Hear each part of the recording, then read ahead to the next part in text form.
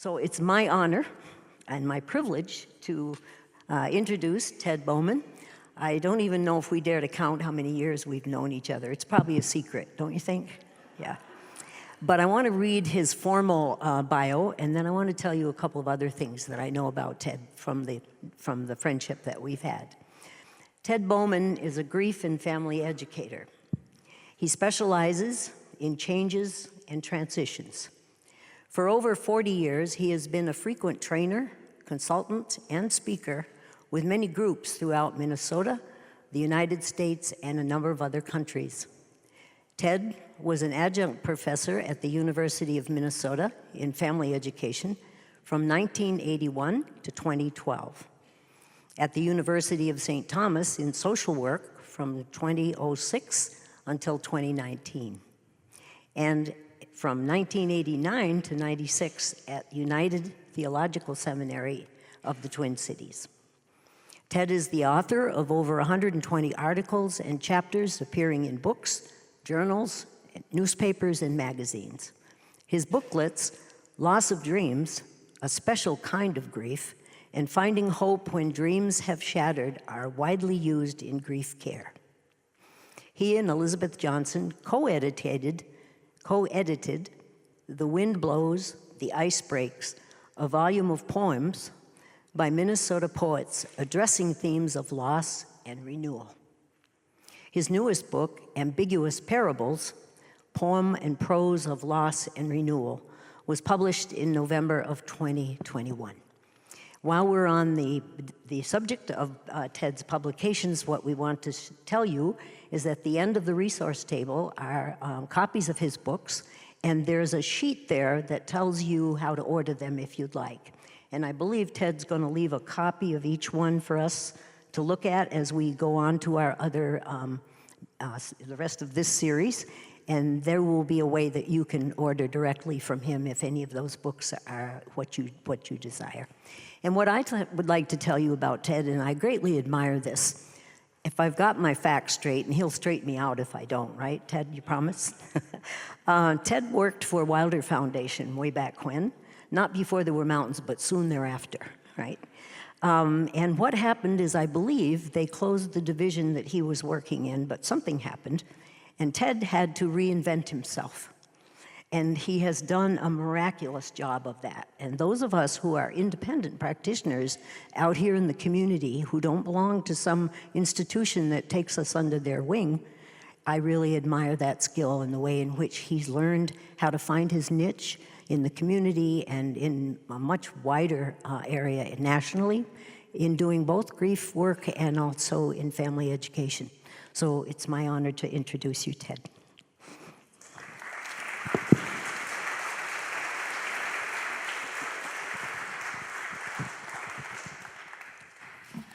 Good evening. It's an honor and treat to be here and be part of this movement of coalition and grief support in various parts of the Twin Cities area. May I ask you to start by turning to your neighbors and either give them a wave or a word and say, thank you for being here. I'm glad you're here this evening. Would you turn and say that to one another?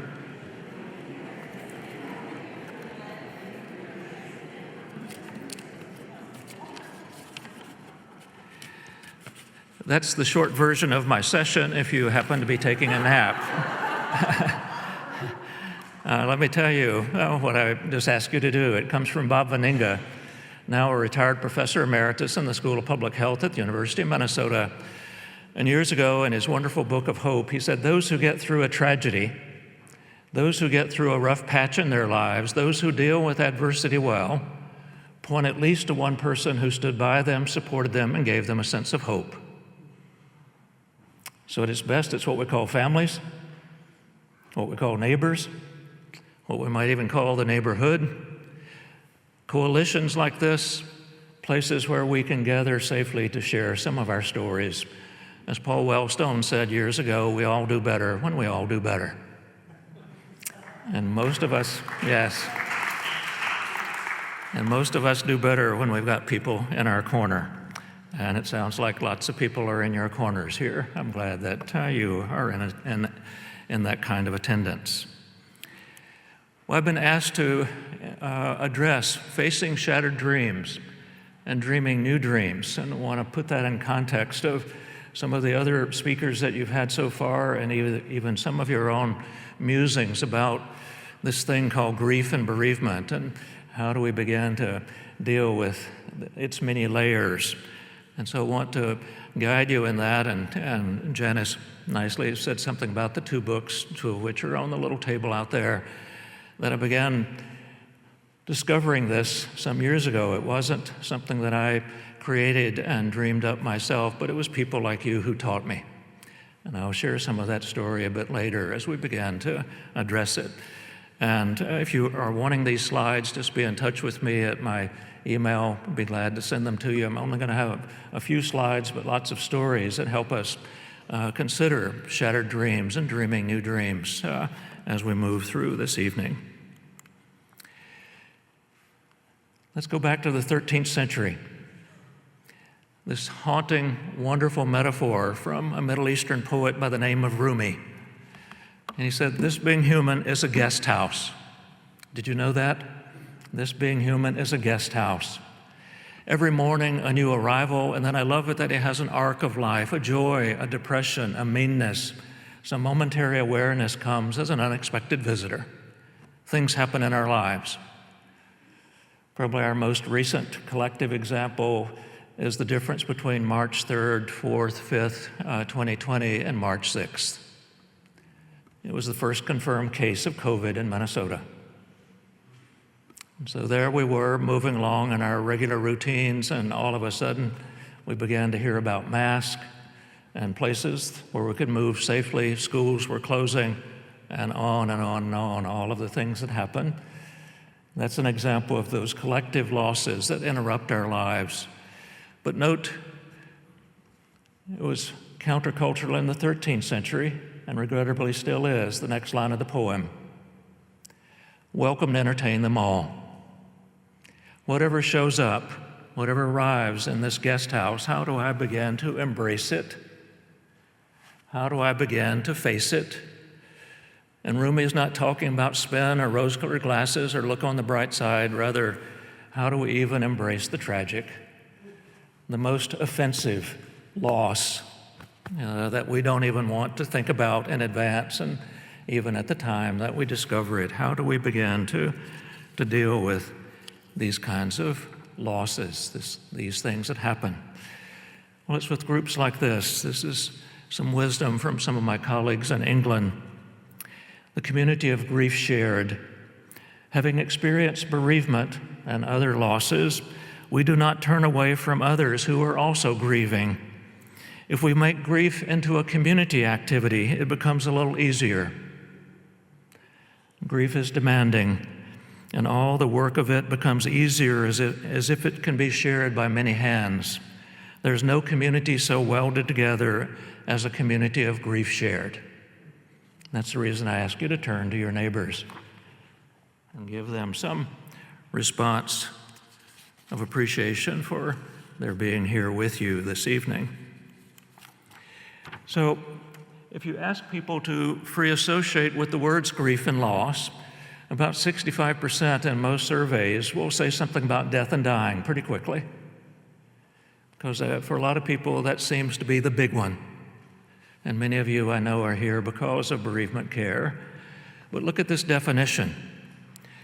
Loss refers to being deprived of or ceasing to have something that one formerly possessed or of which one was attached. Mobility, memory, safety, a role, the life that I thought I deserved. On and on and on, all of the losses of our lives. I'm going to talk about some of the ways we distinguish between these layers of loss. And so we know that, especially what I'm going to speak about this evening, that there in the middle, loss can and does disrupt past, present, and future stories. The plans that we had may not work out. Events occur that we never expected. Again, think about March 6th. Think about George Floyd's murder, and on, these things that happen in our lives, and our lives are turned upside down, never to be the same again. Here's an example, a story. You may know this story. So Sunday morning, subway car in New York City. It's pretty quiet because it's not a work day. Most people are reading their papers or just waiting till the next stop. And all of a sudden, a man and his children entered the subway car. The children were so loud and rambunctious that instantly the whole climate changed. The man sat down next to me, closed his eyes, apparently oblivious to what his children were doing. They were knocking the papers. They were running up and down the aisle. Think about it right now. If somebody, adult or a child or an adolescent, came in from the back and started yelling and making whoopee with us and so on. It was difficult not to feel irritated. But the writer goes on to say, I could not believe he could be so insensitive as to let his children run like that. He's not from Minnesota, so he finally turned to the guy and said, Sir, your children are really disturbing a lot of people. I wonder if you couldn't control them a little better. Would you be willing to do that at Target or in a church or a school? The man lifted his gaze as if to come to a consciousness of the situation for the first time and said softly, oh, you're right. I guess I should do something about it. We just came from the hospital where their mother died about an hour ago. I don't know what to think, and I guess I don't know how to handle it either. It's what Stephen Covey calls a paradigm shift. A paradigm shift. Can you imagine what I felt at that moment? Suddenly I saw things differently, and because I saw differently, I thought differently, I felt differently, I behaved differently. My irritation vanished. Everything changed in an instant. Are we ready to face whatever the losses are? And we have our words, mine as well as yours, we have them misconstrued. It's not grief and loss, it's loss and then grief. The loss occurs first. We feel the lump in our breast. We get the call that someone has died. The wreck occurs as we're driving down the highway. And then whatever transpires, we begin to grieve it, and that's confusing because it's emotional, the anger, the tears, the rage. It's cognitive. How fast was he driving? What does stage 4 cancer mean? How do you do a funeral in the midst of COVID? It's a spiritual response to loss. What kind of world? What kind of God? Does this make sense? How do we fit this into our worldview? And it's a visceral response to loss. Why am I so tired? I'm just not thinking clearly these days. And so we want to push it away. But we need people in our lives who help us to bring it closer. A grandfather had died, and a grandson came over to his granny's house a few days after the funeral and asked one of those questions that seemingly only 8-year-olds ask. Granny, do you ever want to talk about Grandpa, or do you never want to talk about Grandpa? How's that for a question? Because lots of our families have a no-talk rule. And the boy wanted to get it straight. What can I expect from you, Granny? And she knew this was a threshold moment for this boy and wanted to get it right. There are times when I need to talk about him very much, when it helps me. Yes, but I suppose there are other times when I feel that I can't, either because it hurts too much or because it feels private at that particular moment. But on the whole, I want to talk. I think that's a brilliant response to an 8-year-old, maybe even to an 80-year-old, to help us to be willing to engage. Remember what Rumi said, welcome and entertain them all. How do we begin to talk about it? The boy sat and digested this in silence and then turned to his granny and said, so it's hard to do what you feel like, right? She was a bit reluctant to say a firm yes, but said a tentative one. Let's talk about him. I'm ready. We need some people like that in our lives too, do we not? That they help us begin to talk about it. Tell me about the woman who died. Tell me about this. Tell me about that. Introduce us. So here we're beginning to get closer to the theme of the evening. Oversimplifying it, but I want to suggest that there are two kinds of losses in the world. One is what we might call conspicuous losses. I'm looking out into the room, and a number of us have a conspicuous loss called sight. We're wearing glasses. There's some other people who have some mobility aids. We can see them as they moved in just a little bit ago. Some people going through cancer may lose their hair. There are other things that happen if someone retires or if there's a divorce, the car that used to be in the driveway is no longer there, a conspicuous loss. Something is missing. But then there are other losses that are internal. I look out into this room and I have no clue in this room who has a shattered dream, but I'm guessing many of you do. And so we need to be aware of both internal losses that people may be experiencing, as well as the more conspicuous ones that we might know about. And be aware that some people are dealing with both. Again, I'm telling stories as I go along. This is a cancer story. A cancer patient writes this to her physician, her oncologist. Dear doctor, I'm writing to complain about these words that you've given me that I carry in my bag. Lymphatic, nodal, progressive, metastatic. They must be made of lead. I haul them everywhere. I've cricked my neck. I've been worn down with the weight of them. Palliative, metabolic, recurrent. So there is the conspicuous loss of all these words and language that are given to her because of her cancer. And when I get them out and put them on the table, they tick like bombs and overpower my own sweet-tasting words. Orange, bus, coffee, June. I've been leaving your words and crumpled up in pedal bins. This is a woman from England. I'm putting your words in the trash because I want you to listen to my own words. Lollipop, monkey, lip. That's what we call palliative care, whole person care. It's not the cancer patient. It's a woman who happens to live with cancer. The mixture of the conspicuous loss with something that's going on internally, perhaps even something from the past. Did you buy one of these t-shirts last Christmas? The past and the present and the future walked into a bar, and boy, was it tense.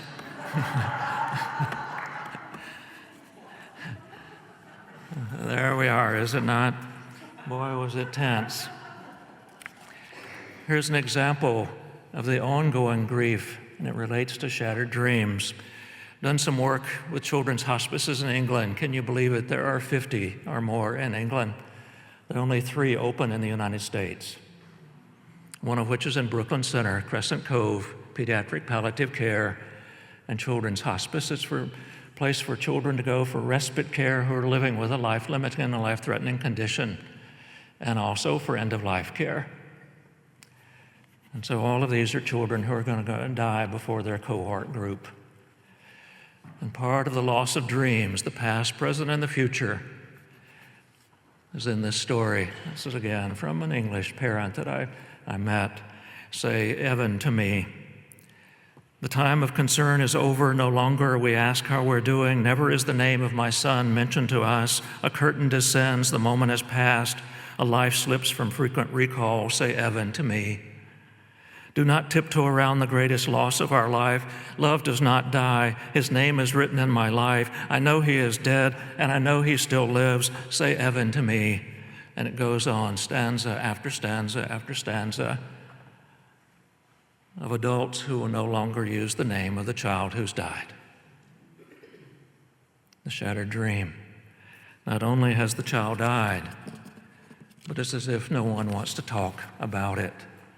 The same happens, regrettably, with lots of adults as well. So we're talking about these layers of loss. So another layer I want to get, and then we're moving quickly to shattered dreams, this is from Colin Murray Parkes, great British grief scholar, who talks about the loss of the assumed world. All of us from the moment of our birth have been building inside ourselves a model of the world that we follow each day. Again, I described it earlier, from March 3rd, 4th, and 5th to March 6th. Things happen in our lives, and look at the bottom line. Anything which challenges our model can incapacitate us. I think back to April of 2017, when I got a call from my son in North Carolina in the middle of the night.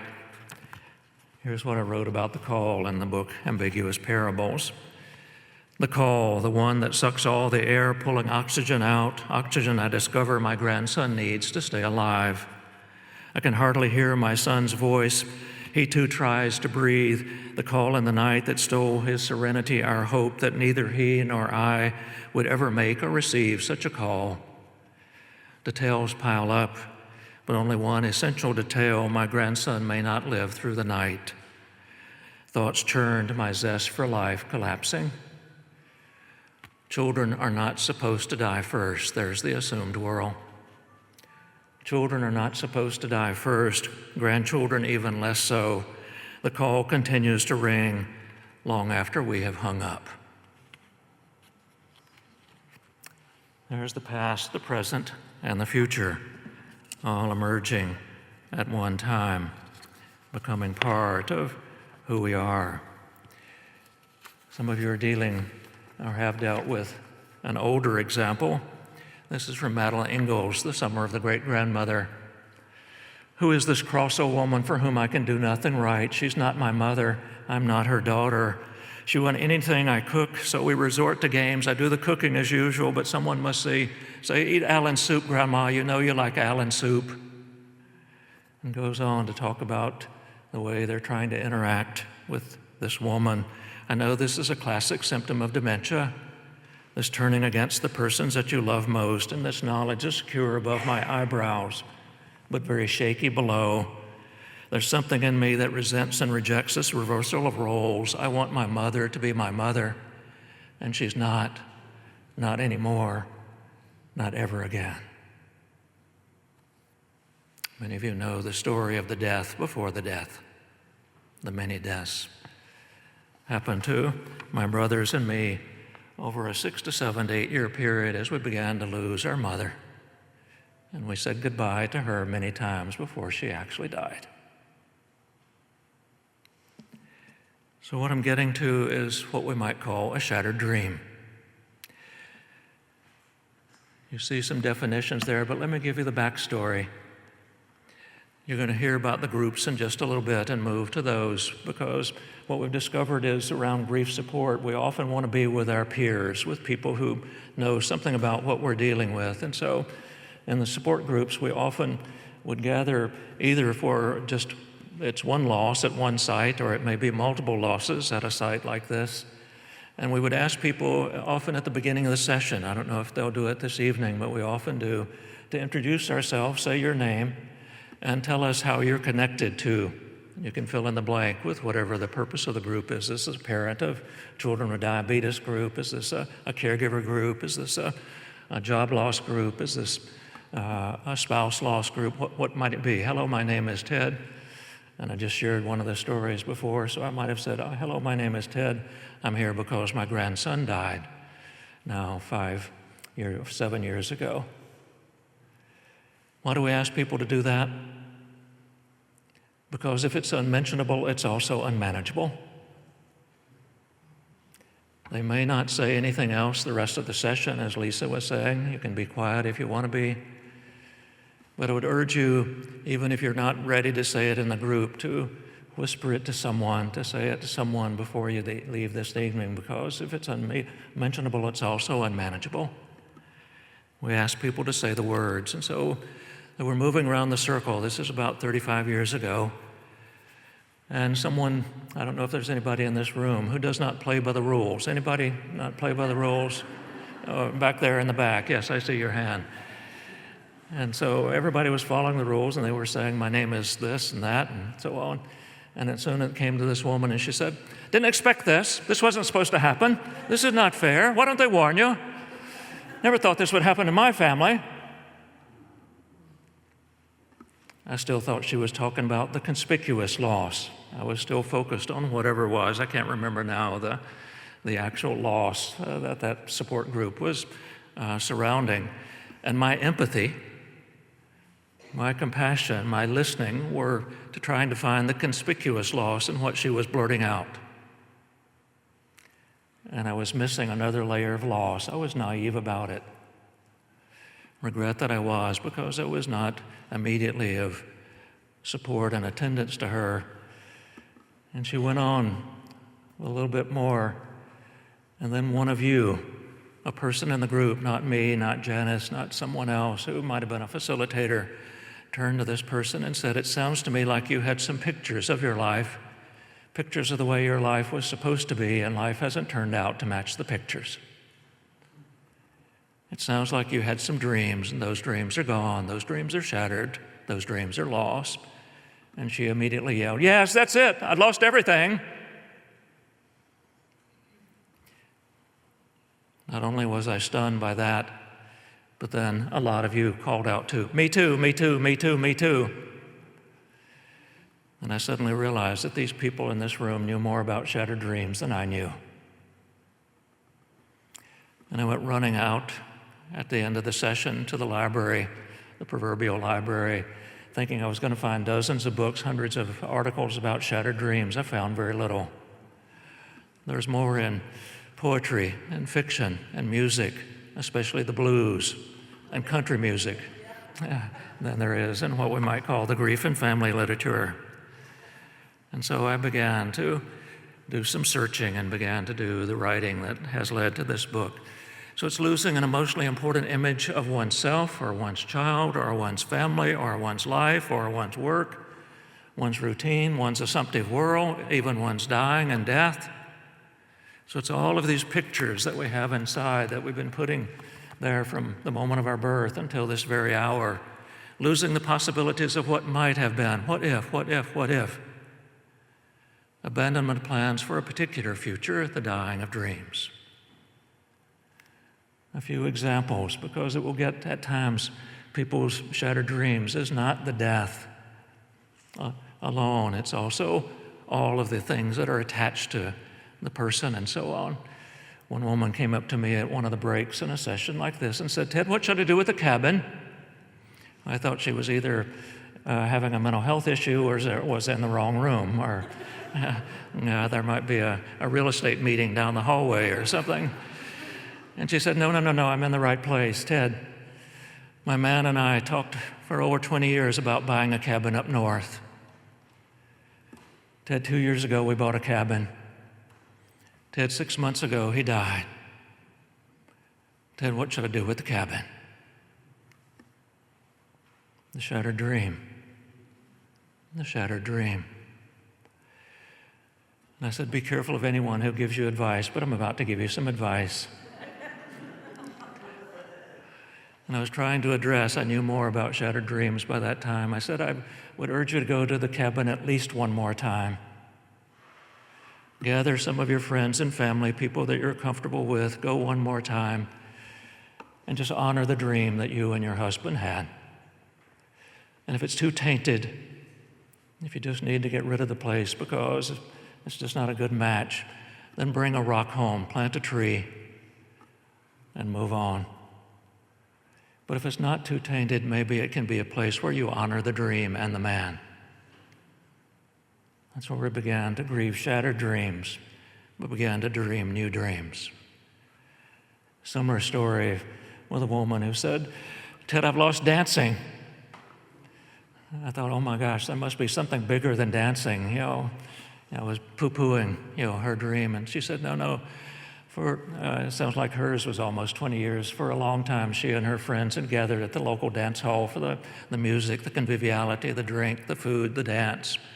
And she'd been doing that for years. And now, because of some arthritis and spinal cord issues, she just could not dance anymore. She said, Ted, I think I've lost the dancing. And she began to sob. In similar ways, I'm trying to help you to think about this convergence of shattered dreams with dreaming new dreams. Similar kind of advice to her. I said, you may need to put the dreams, the dancing over on the shelf, never to be done again, but kept alive as a great part of your storytelling experience. Because the dancing has been a great part of your life. Honor that dream.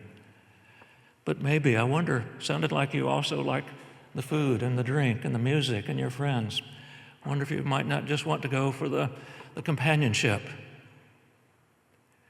She said, oh, I don't know if I could do that. Maybe.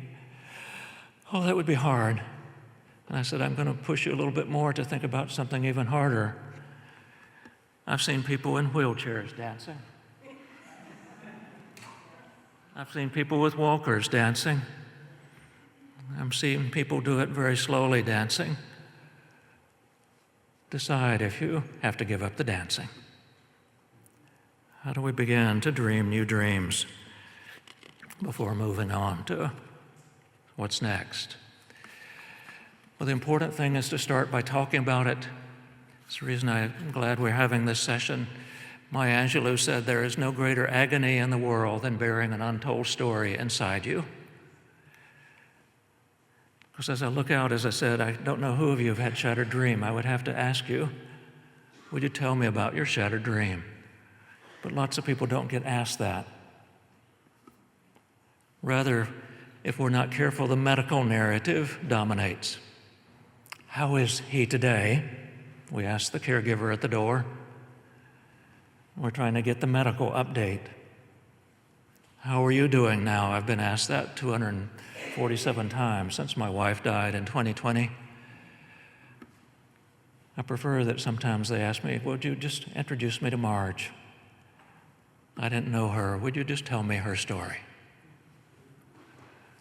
So we need to move beyond the agony. It's one thing to lose something that was important to you. It's far worse when no one in your universe recognizes that you've lost it. And so we need to be able to talk about even shattered dreams. And as we do that, we will begin to reauthor our lives, begin to move forward. Tom Maddox says that after bereavement in particular, it's as if we're relearning our world. Who am I now? Who am I now? Michael White, the narrative therapist, calls it reauthoring and reauthoring the compelling plights of our lives. Let me give you an example there of someone who helped me. As I just mentioned, my wife and I had just celebrated our dreams, 41 years of marriage in July 2020. And so we decided to have a little quarantine holiday up in Duluth.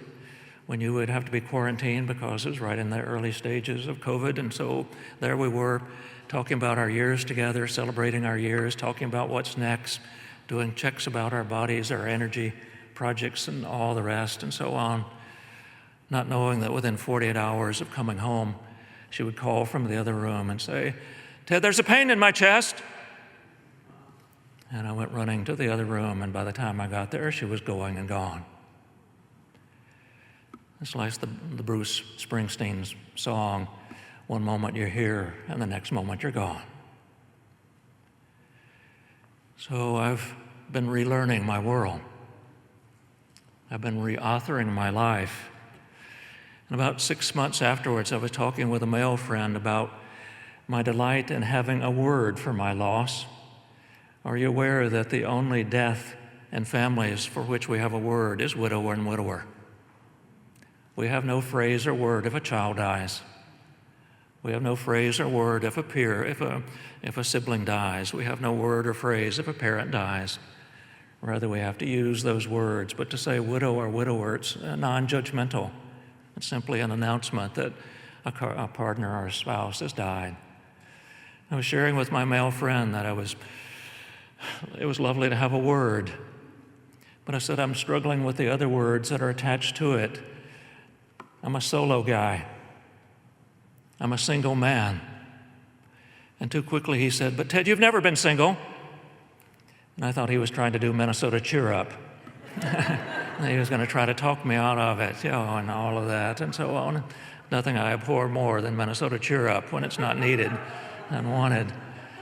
And he said, No. I've been your friend for 25 years, Ted. And in those 25 years, we've talked about your earlier 25 years. Ted, you've always had a collection of friends and family in your life. I've been part of your friends and family and collection for the last 25 years. Ted, I'm not leaving your collection. You cannot get rid of me. Ted, you're not single. It was what we call reframing. Reframing. And part of what helped me do, even here I am, allegedly a grief educator and so on, he helped me to reframe being alone and being lonely. That I don't have to be lonely. But yes, I will live alone much of my life. for as long as I have. But I carry those continuing bonds with Marge, with my grandson, with friends and family as we move on to other places. So just a bit more, I'm conscious of our time. What I'm describing is that we are storing and restoring throughout our lives. A quick example of that one, the Judith Vior story, do you know it? It's about a little boy. My mom says I'm her sugar plum. My mom says I'm her lamb. My mom says I'm completely perfect just the way I am. My mom says I'm a wonderful, special, terrific little guy. My mom just had another baby. Why? How many firstborns do we have in the room? How many of you had a death wish for your younger siblings? See, if you're the king or the queen, the firstborn, and everybody dotes on you, no wonder that's the assumed world. We had a little boy knock on our door about 15 years ago. I opened the door and said, "Hey, Steve, how you doing?" He said, "Would you like a baby?" I thought he was talking about a gerbil or a cat or a dog and so on. He said, "My mom's pregnant. We don't need another one."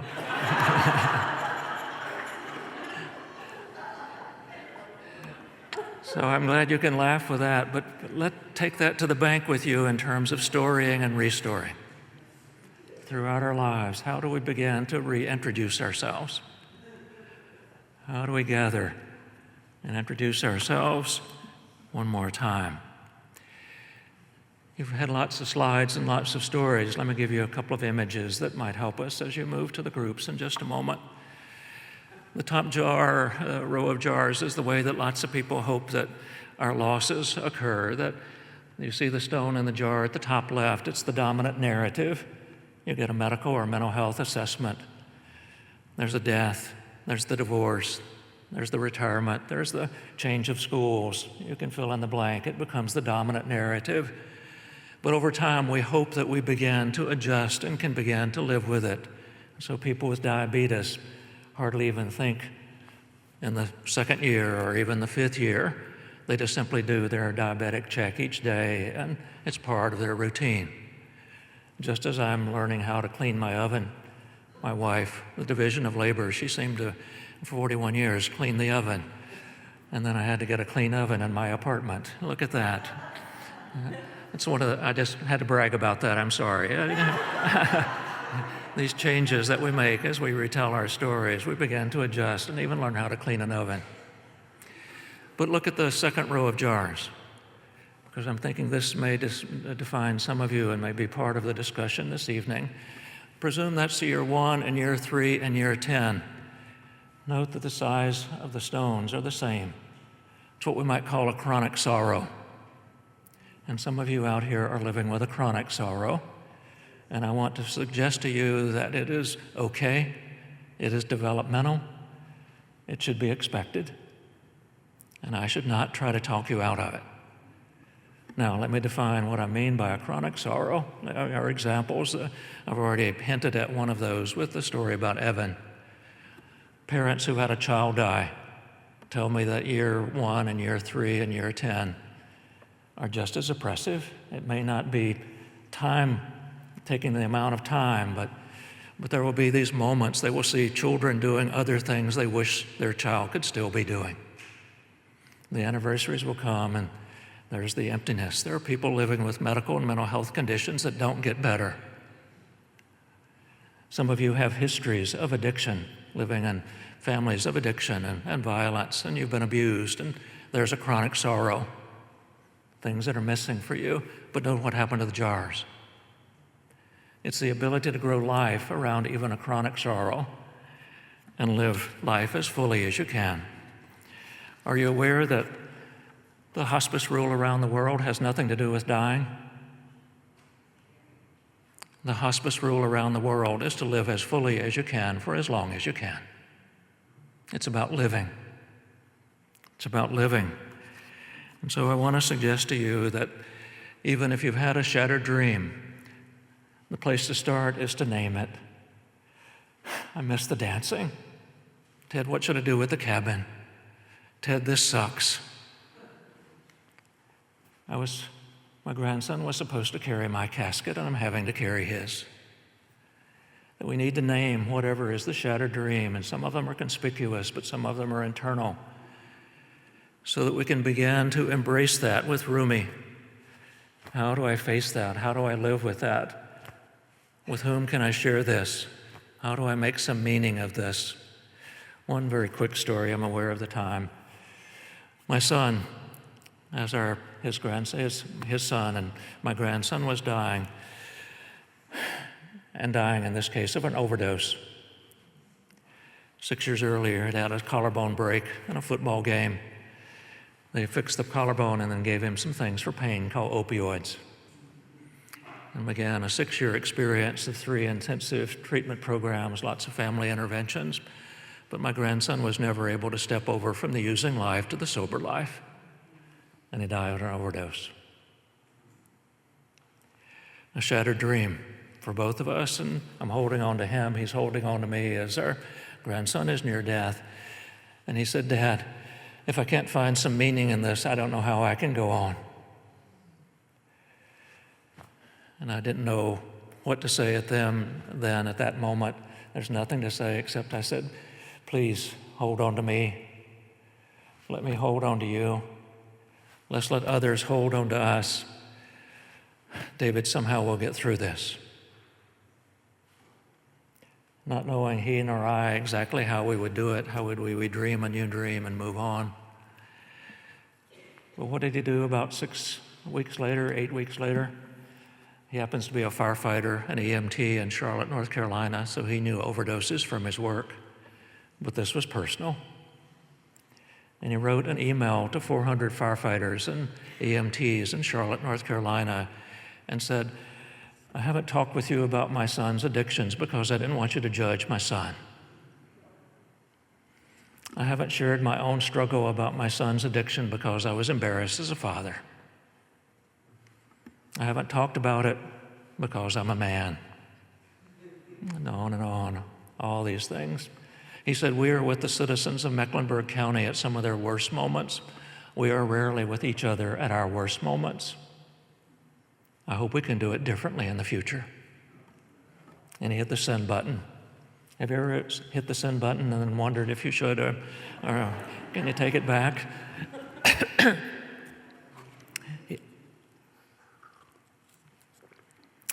He didn't take it back.